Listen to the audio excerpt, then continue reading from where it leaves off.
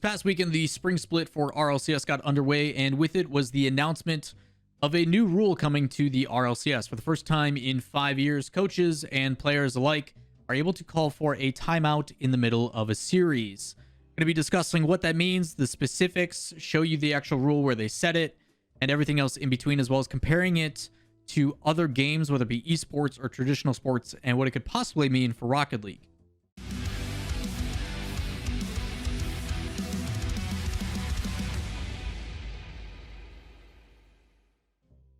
What is up, everybody? Lawler here, your inside source for all things Rocket League. Before we get into the stuff I talked about in the intro, as always, if you enjoy the content, give it a thumbs up, hit subscribe, and if you would like more information, description down below with links to everything, as well as an article and all my social medias if you want to go give those a like and follow as well. This past weekend for the RLCS Spring Split, European Regional 1 got underway, and during the broadcast, they ended up talking about a new rule and a timeout rule that is being implemented. If you guys did not get to see the broadcast, take a look. And one thing we can now get to talk about, and I'm sure you guys have been looking forward to this moment, is we are also using today, for the first time, timeouts are being introduced to our broadcast. The way it works is that after a game, a team can call for a timeout, and which is a 2-minute break where they can discuss all of their tactics, what they need to change, maybe sort out their comms as well. Each team only gets 1 timeout per series, and as previously mentioned, it cannot be used during the game. It has to be used between the games, Johnny. Now, while this was a 4-day event, the only time this rule was actually able to be utilized was on the 4th and final day for the playoffs.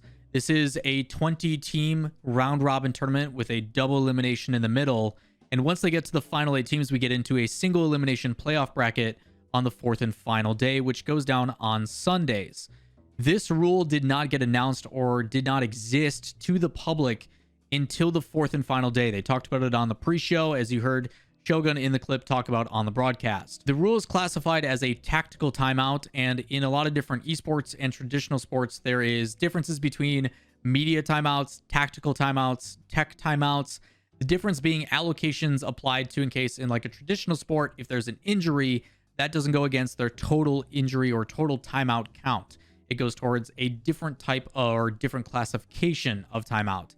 In this regard, the tactical timeout is used by each team if they would like once per series. The way that it works right now in Rocket League is if the series or the game within the series has finalized, say we take a best of 5, the first match goes away, and now there is 60 seconds. As soon as that game is finalized, a timer will start, and you have 60 seconds to ready up and go before the next game technically starts.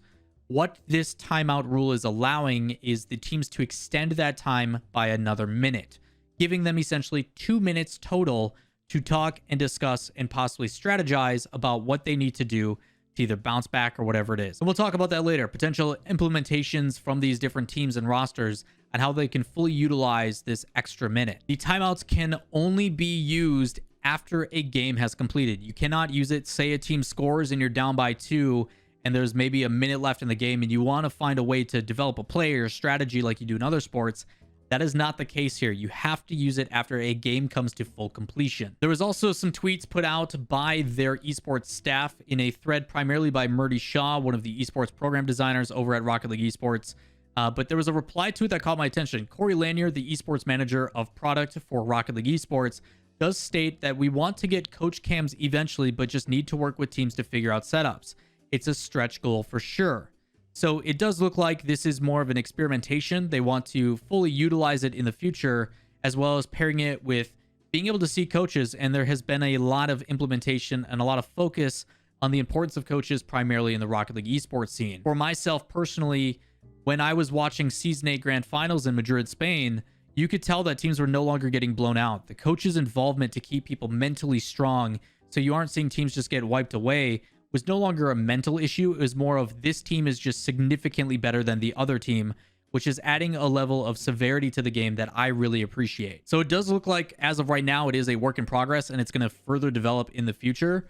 But for now, in its early iteration, there's some exciting things about it. That kind of gives you the history. I'm going to now talk about some comparisons to other games in other sports. I tried to go and research the different timeout rules for the NFL, the NHL, the NBA, soccer or football, depending on where you're from. I also looked at timeouts in different esports, CSGO obviously has timeouts. Also, Dota 2 uses pauses, where instead of having a timeout, they have a dedicated allotment of time. So say in a series, they have an allotment of 5 minutes of pausing. They can pause for 2 minutes here and then 3 minutes at a different time when they see it fit. So I think there's some different implementations on how teams and how different esports can utilize this. But the one that's most similar is actually the NHL. Rocket League plays very similar, even though it is soccer with cars or football with cars. It is very familiar in the line change and the play style and rotational style of hockey. Hockey right now does use 1 timeout per game for 30 seconds.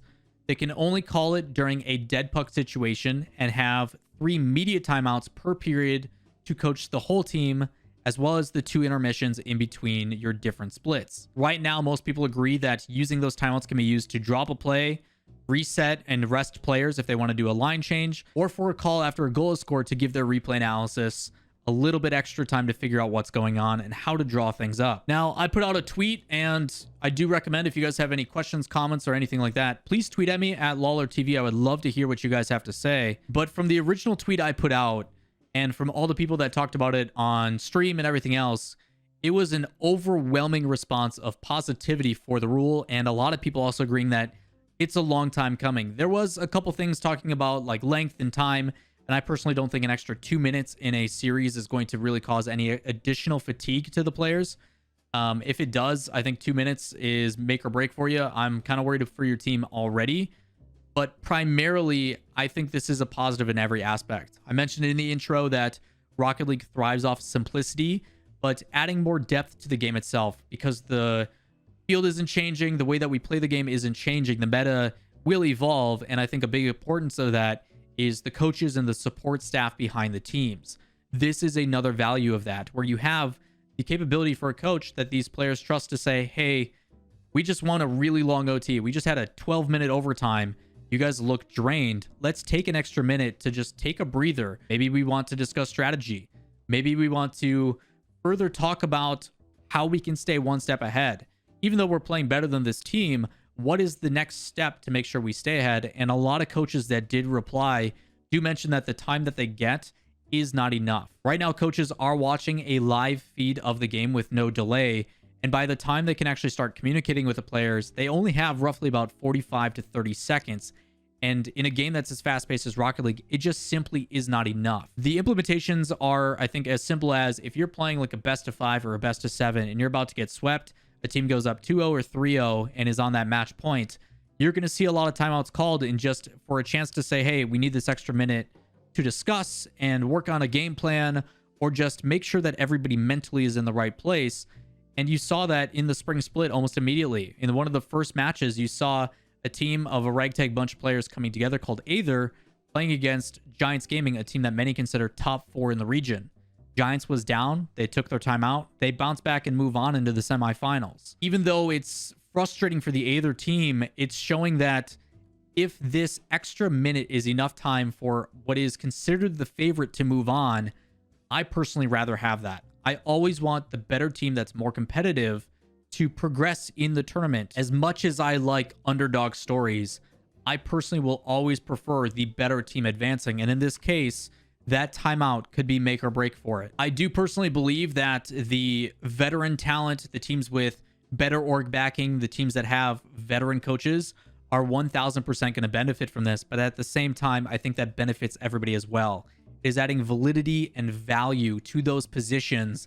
And you're going to see more organizations willing to shell out more money and make that field more competitive, which benefits the players as well as the audience watching. I think everybody is going to see Rocket League heightened to another level because of something that was so easy to implement. Again, I think it's most effective when you see it being used to stop a sweep or a team from being down.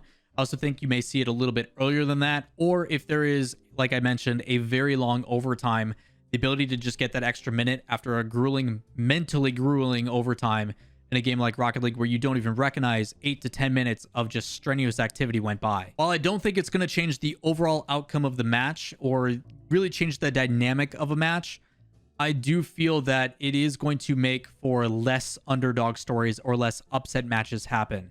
Some people may not like that. Some people may. But if I'm being honest, if there is a team with a hot hand that day, if there's a team that is just feeling it that day in that flow state, a 1-minute break is not going to slow that down. Personally, I feel it offers a better product overall for not only the viewers and the fan base and everybody else, but for players and teams, I think this extra bit of depth added to the broadcast does make a very big difference. And it's also shining some love to the coaches, the unsung heroes behind some of these teams that personally don't get enough credit. A lot of times we really don't get to see and interact or hear from the coaches. They're just from behind the players, talking to them and trying to encourage them and provide strategy. And if they do, like it is saying in that stretch goal from Corey Lanier saying, hey, we would like to put these guys on camera, I think it's a great way to show some recognition to the people that make all the gears turn. Again, for my final thoughts, I think this is phenomenal. I think it's something that's desperately been needed for quite a while.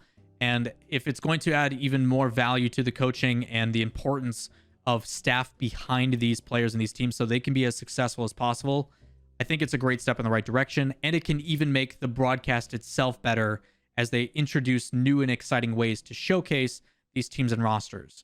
This is just online, and I'm even more excited to see on how it can affect things in a live environment when you've got the crowd and everything else already going. You see it in other games like League of Legends, where in between matches, they actually step away and take a break and talk off camera because a 45-minute match is grueling. That is my thoughts on the timeout rule, but I'm also curious on what you all have to say. If you could, any questions, comments, concerns, or ideas, make sure you drop those in the comments down below. I would love to get your feedback, or feel free to tweet at me at Lawler TV. Feel free to talk about the article that is tied along with this in the description or anything else.